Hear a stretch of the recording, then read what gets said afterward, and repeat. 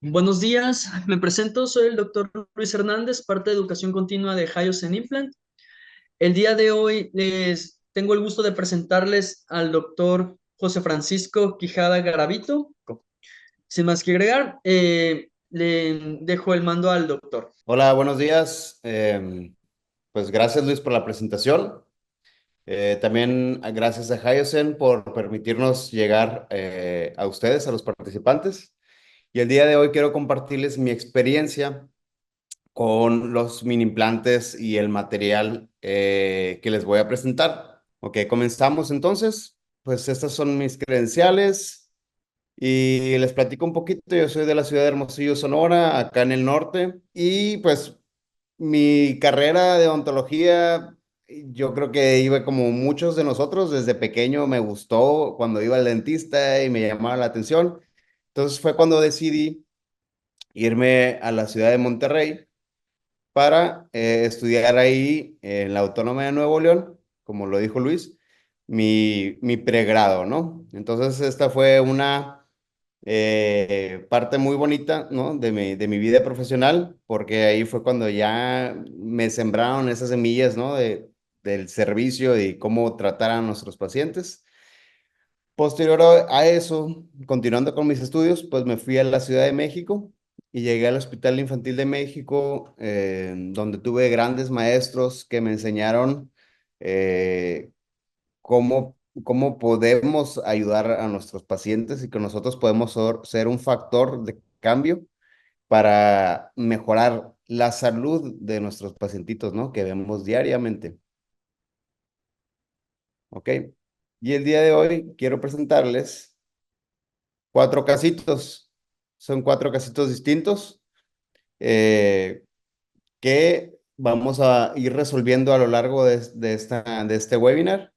Ok, el primero es una pseudoclase 3, es una parte de hipoxia de falta de desarrollo maxilar.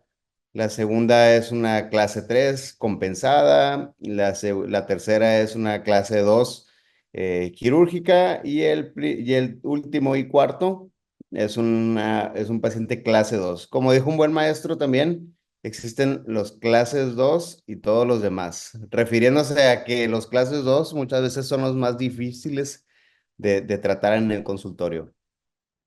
Estas son, para mí, 11 claves que significan, si las tenemos todas, que podemos llegar a tener el éxito en nuestro tratamiento dental, ¿sí?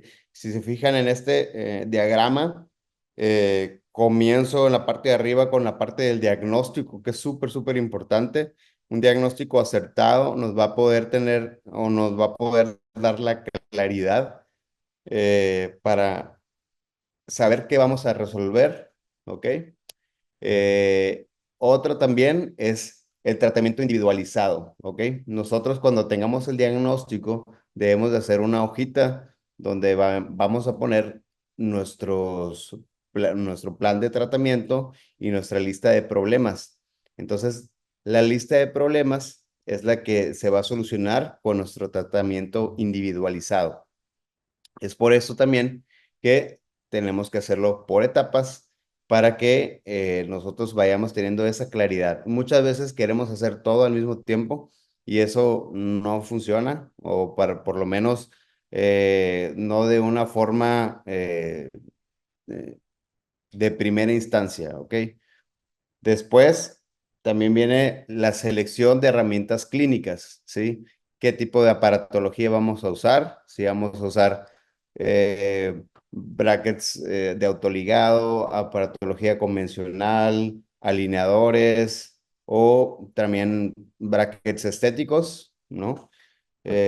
Muchas veces también por darle ese beneficio al paciente, pues lo dejamos escoger, ¿no? Sí, muchas veces el paciente dice, oye, pues quiero algo más estético y quiero brackets ¿no? de zafiro.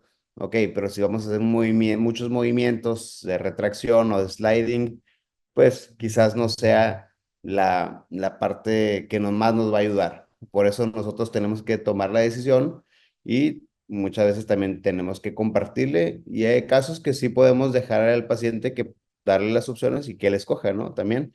Pero la selección de herramientas me refiero también a todo lo que vamos a usar, no solamente la aparatología, si vamos a usar un tipo de guarda, un tipo de férula, si vamos a usar microimplantes, si vamos a usar turbobites o eh, topes en céntrica, cualquiera que sea la herramienta, nosotros tenemos que tenerla ya previamente estipulada en nuestro plan de tratamiento y quizá una que otra cosa así, como a todos nos pasa, pues que no lo teníamos previsto y lo tenemos que hacer. Pero lo ideal es que ya tengamos previamente seleccionadas qué herramientas clínicas.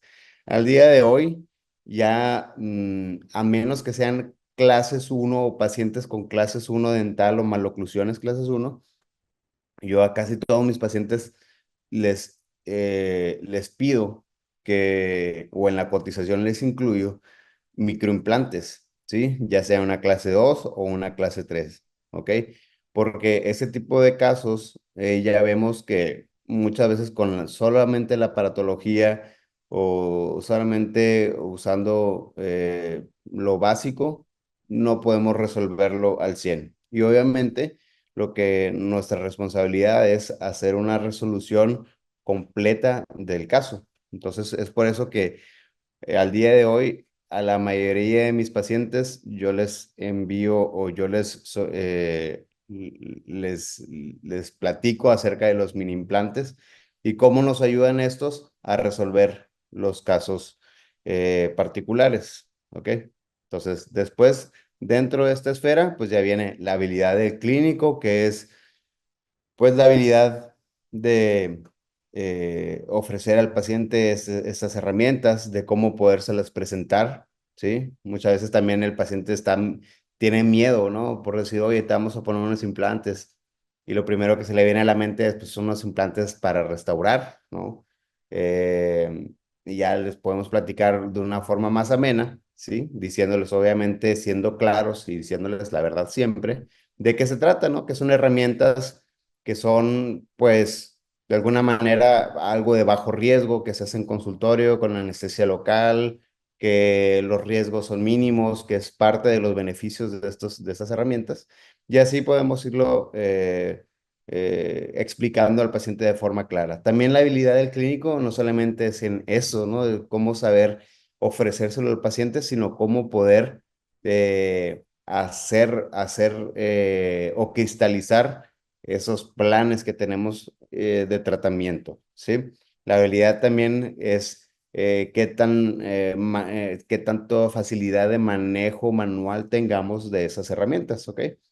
Después viene ya la comunicación con el paciente, el seguimiento propio del tratamiento, el manejo de las complicaciones que a todo mundo se nos presentan, ¿ok? Estas sí o sí van a ser parte de nuestro tratamiento, pero entre más bagaje de conocimiento, de experiencia y de habilidad de uso de herramientas, pues es lo que nos va a ayudar a resolverlo de una manera más fácil, más rápida o de una forma descomplicada, ¿no? Pero de que vamos a tener complicaciones, pues yo pienso que a todos en algún momento algo se nos va a complicar, pero tenemos que resolverlo de una forma lo más eficiente, ¿sí? El cumplimiento del paciente, pues algo muy, muy importante, ¿sí? Eh, ¿Qué es lo que debe de hacer el paciente? Las indicaciones que nosotros tenemos que dejarlas claras. Muchas veces, así decirlas al paciente de forma verbal, pues no es suficiente. Muchas veces tenemos que hacérselas saber en algo escrito o en un correo o en una hoja, ¿no? Que él esté enterado de lo que se va a hacer y cómo se va a hacer y la responsabilidad del paciente, ¿sí? Ya adentro viene la higiene, ¿no? Que es súper importante, la experiencia también, la retención de nuestro tratamiento y al finalizar, y esto obviamente vamos a tener el éxito, ¿no? Yo pienso que con esas 11 claves, que a lo mejor son muchas, pero ya si las desglosamos, vamos viendo que es lo que hacemos cada día. Vamos a entrar un poquito más de lleno acá en el tema y vamos a irnos con lo más básico, que es la parte bibliográfica, ¿sí? Entonces, a mí me gusta mucho este resumen, ¿no? De qué es el anclaje ortodóntico, que está citado por Pablo Echarri, que es, pues, obviamente la resistencia que opone un diente a su movimiento, ¿ok? Entonces, el anclaje puede ser dado por otro diente, puede ser dado por el tejido periodontal, puede estar dado por el hueso, ¿ok? Puede estar dado por un diente anquilosado, puede estar dado por implantes, ¿ok? Entonces, este anclaje de alguna forma se va a relacionar con el tamaño y la forma de la raíz, ¿ok? Si vamos a mover piezas, nosotros vamos a poder tener cerrar espacios y obviamente sabiendo que si aplicando la segunda ley de Newton, donde a toda fuerza hay una fuerza contraria, ¿ok? En con la misma magnitud, pues eso precisamente es el anclaje, ¿no? De que nosotros vamos a poder, si queremos mover una pieza, pues vamos a tener un efecto secundario sobre otra pieza. Entonces ahí es donde entra lo bonito del anclaje óseo, ¿ok? Del anclaje esqueletal, que pues se va a reducir de forma importante nuestra, pues la parte secundaria de esos movimientos, ¿ok? Un poco de historia también. Aquí pues tenemos al doctor Branemark, que originalmente, pues él era un cirujano ortopédico en Suecia y ahí en Gotemburgo estaban haciendo algunos experimentos en tibias de conejo. Como todo gran invento, los implantes también fueron pues una serendipia. Fue algo que de repente se dieron cuenta y que sin querer queriendo, pues inventaron los implantes, ¿ok? Entonces, estaban haciendo estudios acerca de la circulación sanguínea intraósea.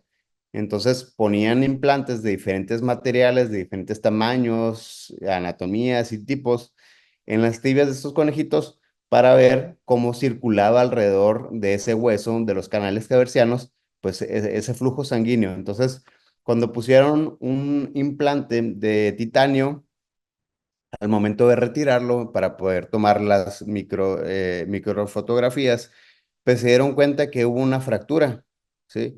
Y al momento de que sacaron el implante y tomaron fotografías de esa material, pues había venido con una parte medular y cortical del hueso, ¿no? Porque ya había habido un andamiaje óseo, ya había habido una osteointegración. Y eso fue el tema, eso fue eh, el- la gran aportación que hizo el doctor Branemark a la odontología, que es la osteointegración, ¿sí? Que es obviamente la integración ósea dentro de las superficies implantológicas. Entonces, de ahí fue cuando se dieron cuenta, ¿ok?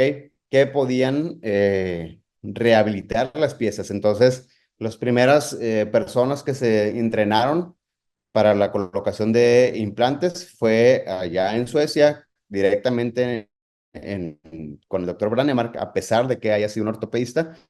Fueron las primeras personas en dar esos cursos a los odontólogos y de ahí pues se vino toda la ola de revolución de los implantes, porque fue un super boom en los 60, 70 y fue hasta 1988 donde en ortodoncia ya el doctor Kokish, Vincent Kokish, que es una figura súper importante en en la ortodoncia, fue el chairman mucho tiempo de la Sociedad Americana de Ortodoncistas, y él vino con la idea de aplicar esa tecnología de implantes a la parte de la ortodoncia, ¿sí? Entonces, él fue el padre de los mini implantes en ortodoncia, donde él dijo, oye, pues sí, pero podemos reducir el tamaño, hacer un rediseño de este implante tan tosco y grande que lo usan para rehabilitación, lo vamos a poder usar nosotros como un anclaje esquelético, ¿no? Entonces, en ese tiempo, pues era donde se usaban los arcos transpalatinos,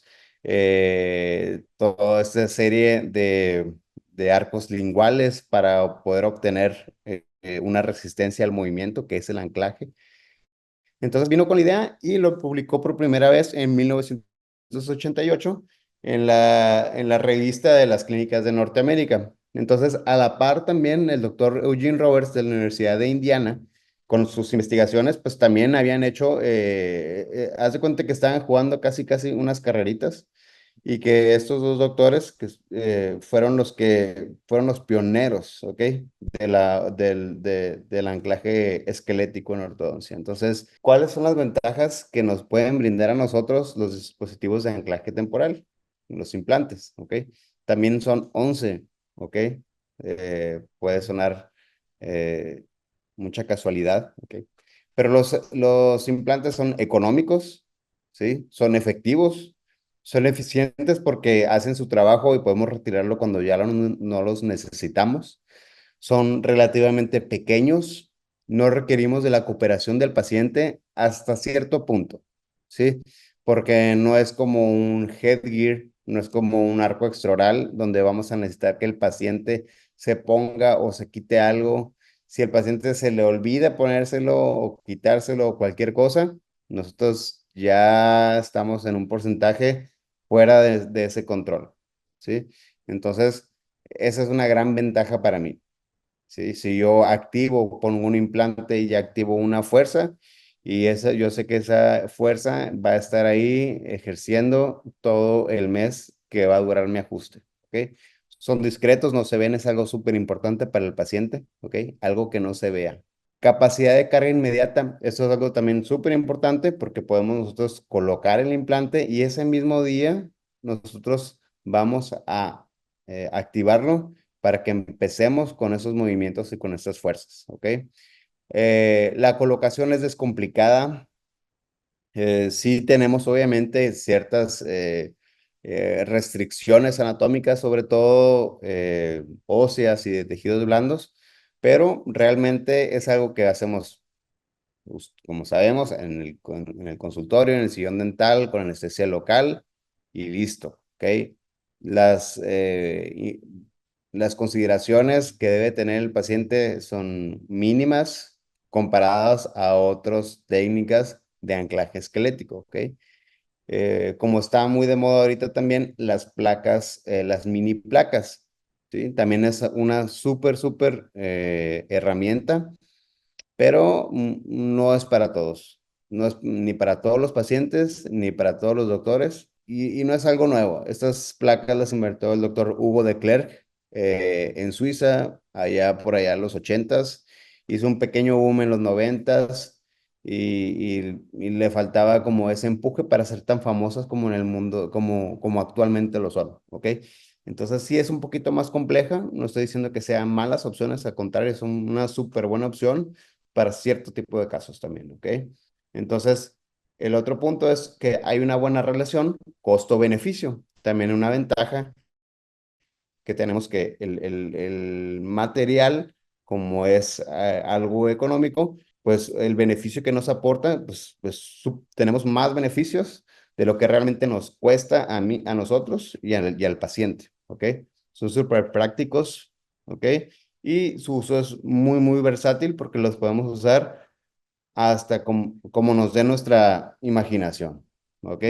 Las mecánicas más comunes pues son impactación de piezas, intrusión o extrusión de varias piezas o de segmentos, retrusión de incisivos o de caninos o tracción de caninos, cierre de espacios sedéntulos, verticalización de molares, sobre todo cuando se ha perdido un diente vecino, distalización y mesialización de molares. Esto es algo súper importante que usamos todos los días acá en consulta. Corrección de planos inclinados o canteamientos, que también viene una parte de impactación, pero aquí es segmentada, ¿no? Corrección de líneas medias y anclaje ortopédico. Ya en los últimos años ciertos pacientes que usábamos el high pull, y pues ya estamos empezando a usar la parte del anclaje esquelético para el manejo ortopédico, para cierre de mordidas abiertas, para redirección de crecimiento maxilar en pacientes clases 2. Entonces es algo, como les digo, muy versátil y que también vamos a poder usar en niños para el manejo de ortopedia.